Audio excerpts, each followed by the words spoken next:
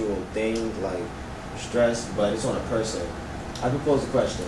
In your opinion, who do you consider the most influential celebrity of the 20th century? Michael Jackson, eh? Michael Jackson? Good Thank answer. goodness. Anybody else? I said Selena Gomez. He still has a big impact. Dead or not. Yeah. Well, the one I chose for my phone speech is... Oh, I love Bruce Lee. Swagged out. Okay, Bruce Lee was among the most influential celebrities of the 20th century because of his martial arts history and his accomplishments that he achieved from his birth in November 26, 1940s, which is actually the year and the hour of the dragon. His acting career in Chinese and American films, his health regimen and feats of athleticism over the years, and his philosophical approach to martial arts and everyday living. Bruce Lee martial arts history and accomplishments. Bruce Lee was born here in San Francisco in 1940s, November 26. He moved back to China at the age of 3, and at the age of 13, he took up martial arts under Grandmaster Man Hip and learned the martial art of Wing Chun. At the age of 18, he came back here to study at the University of Washington, where he met his future wife, Linda Emery. While he was here, that's a picture of Bruce Lee studying with Grandmaster Man Hip. And here's the symbol of his school, the Zhengfan Kung Fu School, which translates into Bruce Lee School of Kung Fu. He created that here when he started to teach as a profession to pay for his way through college. And here's a picture of the demonstration of him at the Long Beach International in 1967, where he demonstrated his one-inch punch on one of the karate students in the audience. Bruce Lee's acting career in Chinese and American movies. Bruce Lee, surprisingly, his acting career started way before he came back here. His father was a famous opera singer, so his family performed many performances. Bruce Lee performed almost 20 on-stage performances before he came to the United States. Even on the flight when he came to America for college, he was given a quick demonstration of the tango because he was also a cha-cha expert.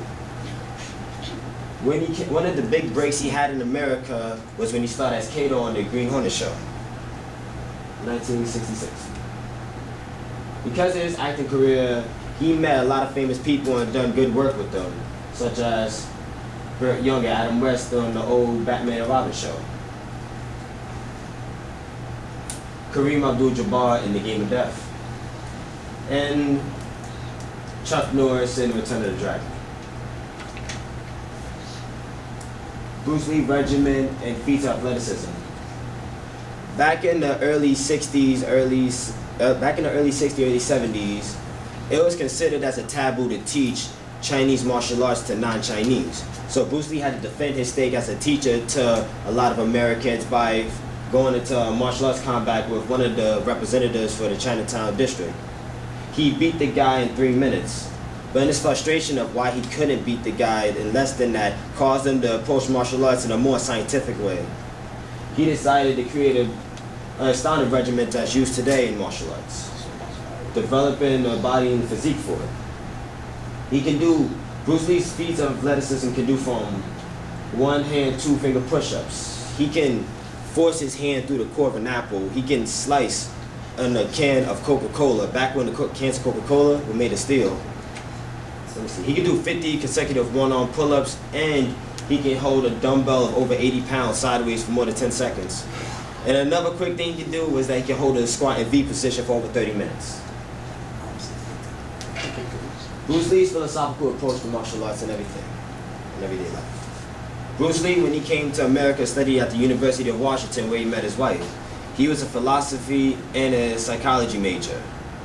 He was highly intrigued in the aspect of philosophy.